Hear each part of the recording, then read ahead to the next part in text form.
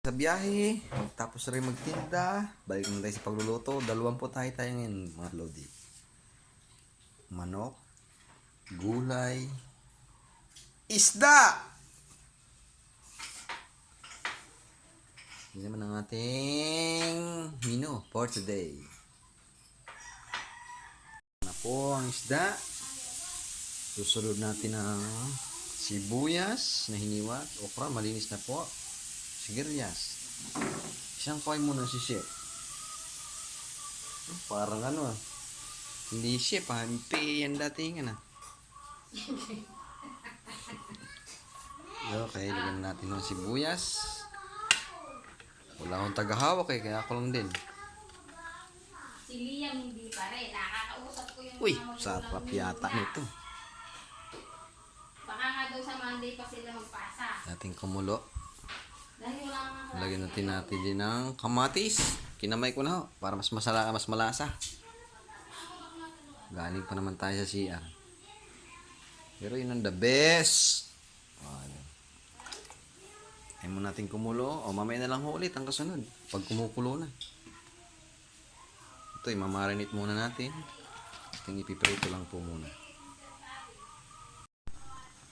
Uy, malapit na mga lodi.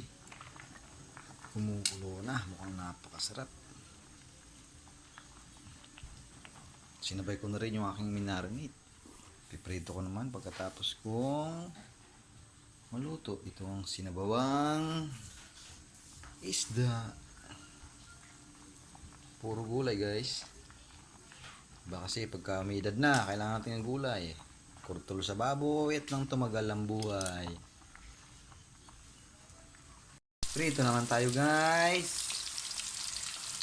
Nice, luto na. Kainan na tayo. Habang piniprito pa itong huli.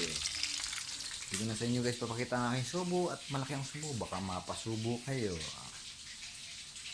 Sa biyahe, tapos rin magtinda, balik na tayo sa pagluluto. 20 tayo ngayon mga lodi.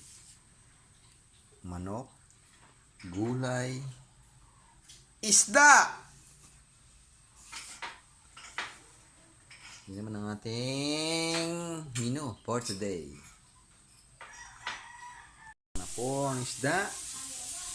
Susunod natin ang sibuyas na hiniwat, okra, malinis na po. Sigarilyas. Isang koy muna si chef. Parang hindi chef ha. MP yan dating Okay, lagyan natin ng sibuyas. Wala akong tagahawak kaya ako lang din.